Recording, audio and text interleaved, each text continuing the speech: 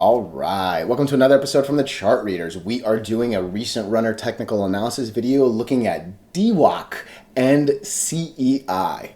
Okay, before I cover DWAC, first and foremost, I am not here to talk about politics. I do not care if you wear a MAGA hat or if you think it's already great or if you don't even like the. I really don't care about anyone's opinions on anything Donald Trump related.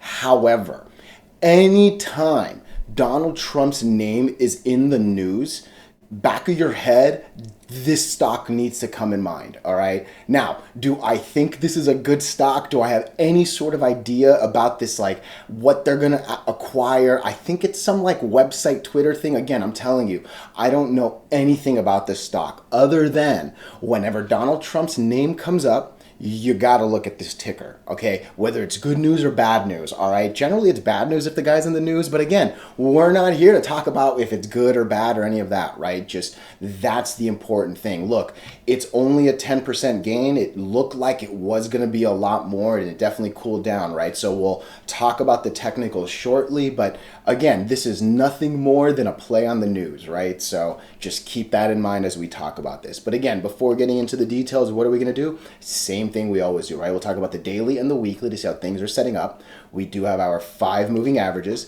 This is, I believe, the first time I'm covering this stock on these videos, so I will draw some horizontal support and resistance lines, and then when we're done up here, we'll use the MACD, RSI, and volume as our lower indicators.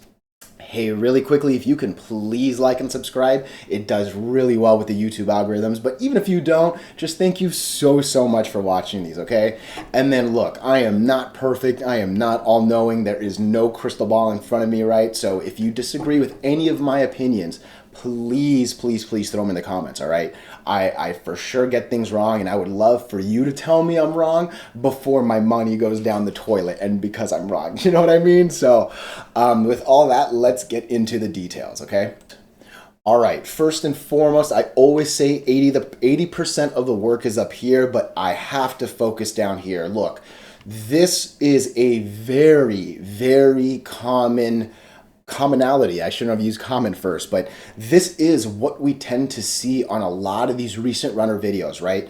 Normal volume down here, normal volume down here. Then all of a sudden we go from less than we go from 200,000 to 4 million. That's such a drastic jump. It's a little more than 10x, obviously, right? So the first question I always gonna look at, right, is what's volume gonna do tomorrow?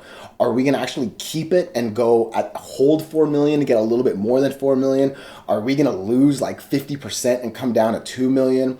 Are we gonna maybe match this day but still come down to 1.5, which is a big substantial drop, right? So volume holding tomorrow is gonna be very critical. Look, any sort of monster day, even though it was 10%, right? We've seen bigger days on these recent runners, but any big candle like this is obviously going to make the RSI look better. It's obviously going to make the MACD look better, but this right here, I believe, is the truth.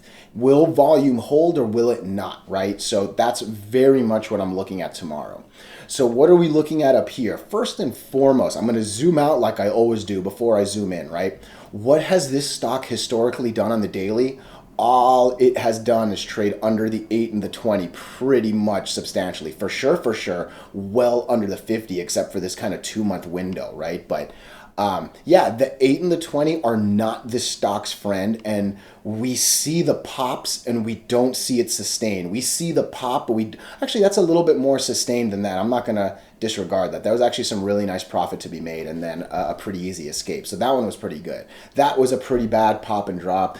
But I will say, as I'm kind of just talking this out, this thing has a couple greens in a row, right? It doesn't do the nasty big up and down like we see here too consistently. Because even with this one, it actually went up a few days before it went down, right? So we've now seen a couple good days. Yeah, okay, cool. Sorry, I was just kind of thinking as I was talking, but I'm gonna draw a couple lines. I'm gonna set a couple alerts, and then we're gonna talk about essentially the good and the bad. Okay, so I'm gonna put this bad boy right here, and then this bad boy right here, So I'm probably going to end up removing a lot of these lines because we're pretty much intertwined in these moving averages anyways. Okay, so look, I'm going to go ahead and remove this line because well, I guess, no. Okay, let's keep these. Okay, this is what we're going to do. So we have now broken the 8 moving average. Again, there were people that bought up here at 15 and watched it drop to 13, right? Hopefully they sold, but there were some losers on this day, and that's really never a good thing, right? I want the candle to fill all the way, not have these like pretty drastic wicks on top, right?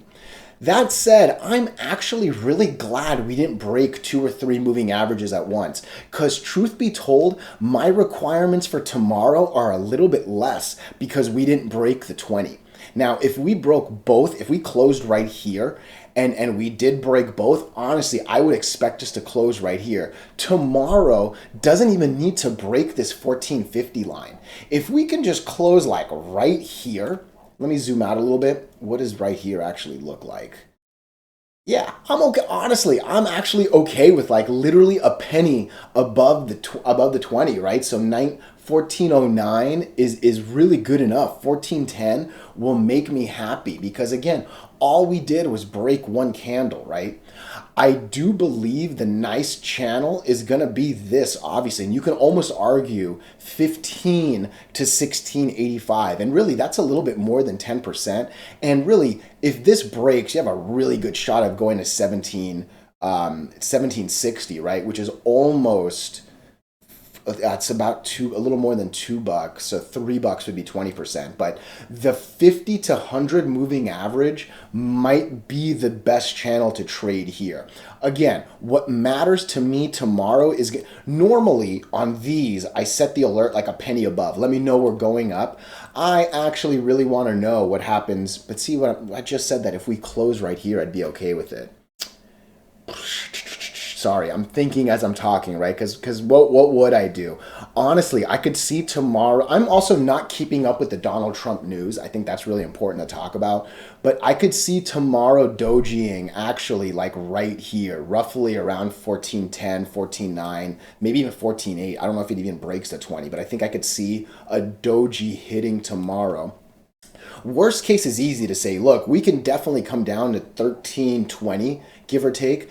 If we lose 1320, I think it will be a pretty quick drop to 1250.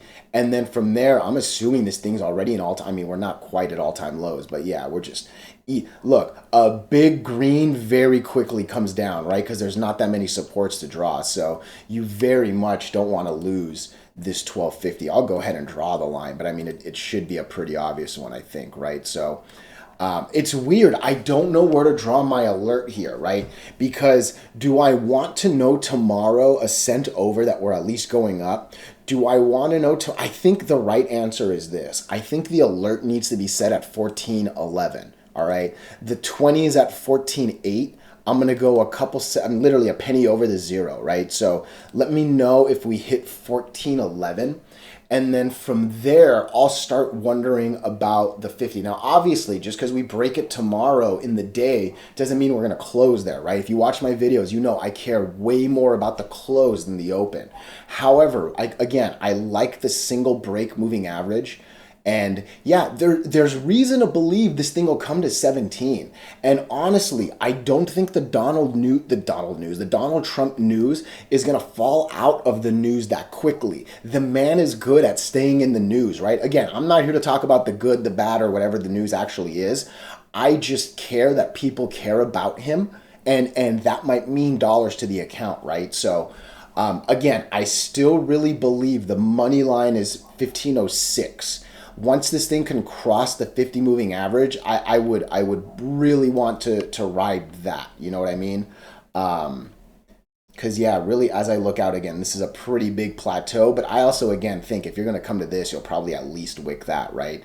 And here, there's not too much. There's not a very, very hard plateau. Really, all it is the bottom of this guy, right? That lines up on the 50. You can see it over there. So yeah, I do think 1510 really is the money line. I'll go ahead and set another alert for 1510 because you know what? That might not come as fast. But hey, even if it happens next week or something, I would like to know that. So I don't think there's much to talk about in the weekly because, again, this is a very ugly weekly chart. Obviously, this whole thing came from today, right? Otherwise, this thing just keeps going down the 8, going down the 8, and eventually making its way down to all-time lows, right? So it's really about the news and how much it sustains, for sure, for sure. So I don't actually even think I'm going to cover CEI. I think I'm going to move that on another one. This is a DWAC only. Hey, I appreciate your time so much. If you disagree with anything, please let me know. I will say, if you're still at the end, the spacing between moving averages is a very, very big decision in my book. And I don't like the spacing here. These three are tight. It's not tight enough to call a horizontal channel, but again, it's why I struggled with setting that alert. You know what I mean? If these were spaced like these, oh yeah, there'd be no question. Just literally give me a penny over this and I'm in, right? But I just don't like the spacing, okay? So last little nugget if you stayed this far. But for real, I appreciate you so much. If you disagree with anything, please throw it in the comments. Otherwise, thank you, thank you, thank you.